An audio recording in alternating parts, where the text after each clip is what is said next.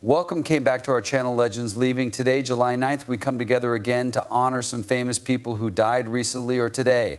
Through their work in the arts, these people have left an indelible mark on our minds and on the world. We are saddened by their deaths and want their families and fans to know that we are thinking of them. Peace out. Please show your respect and remember them by liking this video if their stories have moved you or if you are moved by the extraordinary lives they lived.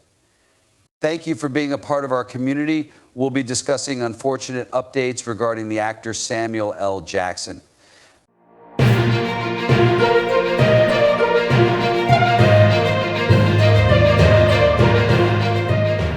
Seven. Joseph Sloan Bonsall, Jr., born on May 18, 1948 in Philadelphia, Pennsylvania, was a prominent American singer best known as the tenor vocalist of the country gospel vocal quartet, the Oak Ridge Boys. He joined the group in 1973, bringing a unique tenor voice that significantly contributed to their distinctive sound. Bonsall's influence and talent helped the quartet achieve immense success, producing numerous hits and memorable performances that blended country, gospel, and pop. Throughout his 5-decade career with the Oak Ridge Boys, Bonsall became a beloved figure in the music industry, known for his dynamic stage presence and vocal skills. He was also an author, sharing his experiences and insights through several books. Joseph Sloan Bonsall, Jr. passed away on July 9, 2024, leaving a lasting legacy in the music world. His contributions to the Oak Ridge Boys and the country and gospel music genres remain influential and celebrated. 6. Pavol Zelenay was a famous swing writer, producer, musician, and music critic. He was born on February 23, 1928, in Trnava, Slovakia.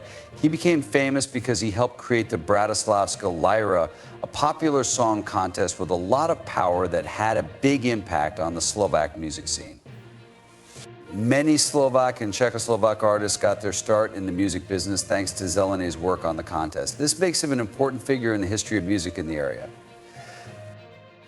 Zelenay was praised for his versatility and commitment to the arts throughout his career. He wrote a lot of swing music, produced a lot of different music projects, and gave intelligent reviews that made Slovak music better.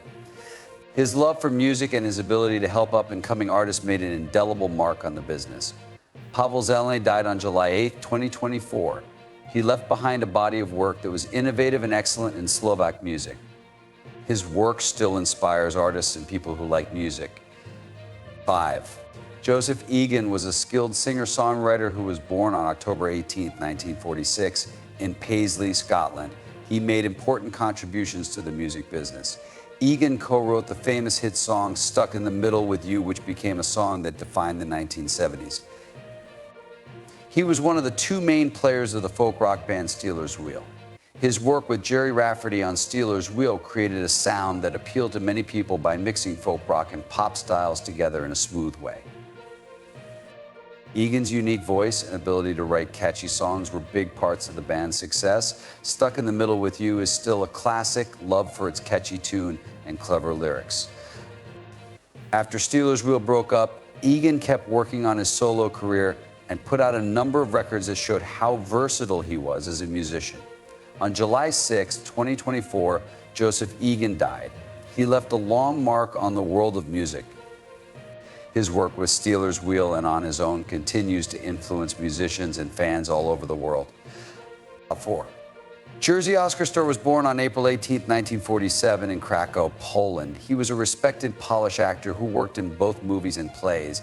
He was known for being very versatile and having a big impact on Polish movies and plays. During his long and successful career spanning several decades, Stuhr became one of Poland's most loved and admired actors, captivating audiences with his unique ability to bring both comedic and dramatic parts to life. His long list of movies includes well-known ones like Seksmisja and Camera Buff, where his complex roles showed off his wide range and depth. Stuhr was not only a great actor, but also a great screenwriter and film director who made a big difference in the Polish film business. His movies as a director, like The Big Animal and Love Stories, got good reviews and showed how good he was at telling stories and developing characters. In addition to his work in movies, Stuhr was a dedicated theater professor who helped the next generation of actors by sharing his vast knowledge and experience. Jerzy Stuhr made important contributions to Polish culture in more ways than just movies and plays. He was a well-known public figure who spoke out on social and political problems. He passed away on July 9, 2024, leaving behind a body of work that was both artistically great and had an effect on culture. Many people, including viewers and aspiring artists, are still moved and inspired by Stuhr's impact on Polish theater and film. 3. Bruno Zanin was an Italian artist who was born on April 9, 1951, in Vigano di San Marco. He was known for his work in film, theater, and TV as both an actor and a writer. It was Zanin's amazing performance as Titta in Federico Fellini's 1973 masterpiece of Margaret that launched his career. Titta was based on Fellini's own childhood friend. Zanin became a major figure in Italian film because of this part, which showed off his talent and made him famous all over the world. In addition to his work in movies, Zanin showed how versatile he was as an actor in many theater productions, where he showed a deep knowledge of the craft and a dedication to his roles. He put the same amount of effort into his TV roles as he did into his movies and TV shows in Italy, which helped him become even more well-known in the entertainment business. Zanin was not only a great actor, but also a great writer. He wrote a number of books that showed how much he loved culture and the arts. He wrote a lot about the human situation and used his many years of experience in the performing arts to do so. Bruno Zanin passed away on July 7, 2024. He left behind a body of great work and had a huge effect on Italian culture.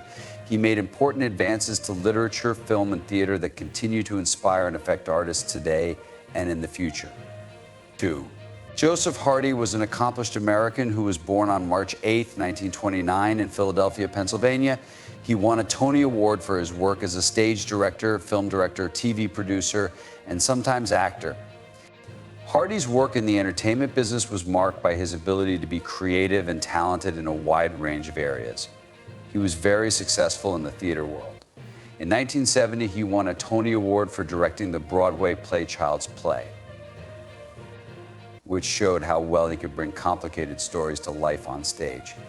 Along with his success on the stage, Hardy also made important contributions to TV. In the 1960s, for example, he created 2 daytime soap operas, Ben Jarrett on NBC and At a Time for Us on ABC. These shows showed how good he was at keeping TV viewers interested with interesting stories and great production values. Hardy did more than just produce movies and TV shows.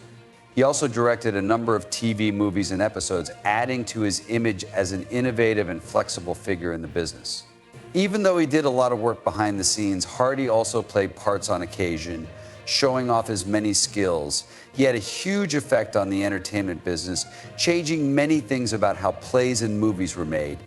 Joseph Hardy died on June 6, 2024, leaving behind a body of work that was both excellent and new. His work is still recognized and appreciated, serving as an example for future directors, producers, and actors.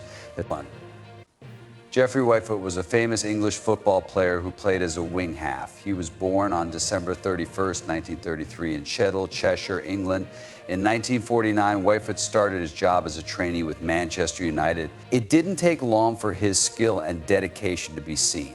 He made his start for Manchester United's first team when he was only 16. This showed how good he could be and made him one of the youngest players in the club's history. During his time with Manchester United, Whitefoot helped the team be successful in the early 1950s, helping them win the first division title in 1951-52. He played well enough on the field that England capped him when he was only 23 years old in 1954. Whitefoot continued his football career after leaving Manchester United. He joined Grimsby Town and quickly became an important member of the team before going to Nottingham Forest. When he played for Nottingham Forest, he solidified his status as a reliable and skilled wing half by making a big difference in how well the team did. Over the course of his NFL career, Whitefoot was known for his consistent play, football knowledge, and toughness on the field. In the early 1960s, he quit professional football, leaving behind a legacy of hard work and success. On July 2, 2024, Jerzy Whitefoot died. He will be remembered for his service to the clubs he worked for, as well as his kindness and dedication to the game. Young football players are still inspired by him and the ideals and passion he brought to the game. Hello, everyone. Today we're going to talk about a deadly rumor that circulated on social media about the supposed death of the legendary actor Samuel L. Jackson. Recently, a Facebook post gained a lot of attention by claiming that Samuel L. Jackson had passed away. This news quickly spread, generating a wave of sadness and tributes from fans around the world. However, fortunately, this information is nothing more than an unfounded rumor. Jackson, now 75, once faced significant challenges with drug and alcohol addiction, as well as urinary incontinence. These struggles took a toll on his physical health and emotional well-being, impacting various aspects of his life. His battle with addiction began in his younger years, gradually escalating to a point where it became unmanageable. The turning point came when Jackson decided to seek help through rehabilitation. This decision marked the beginning of a transformative journey towards sobriety. In rehab, he found the support and resources needed to overcome his addiction, learning valuable coping mechanisms and strategies to maintain a healthy, substance-free lifestyle. Simultaneously, Jackson was dealing with urinary incontinence, a condition that caused him considerable distress and embarrassment. Initially, he found it difficult to discuss this issue, feeling isolated and ashamed. However, as he progressed through his recovery, Jackson began to understand the importance of accepting and addressing all aspects of his health. By learning to manage his bladder control issues, he gained confidence and a sense of control over his life. This newfound acceptance allowed him to speak more openly about his condition, helping to reduce the stigma associated with urinary incontinence. Jackson's journey highlights the power of resilience and the importance of seeking help and embracing vulnerability in the face of life's challenges.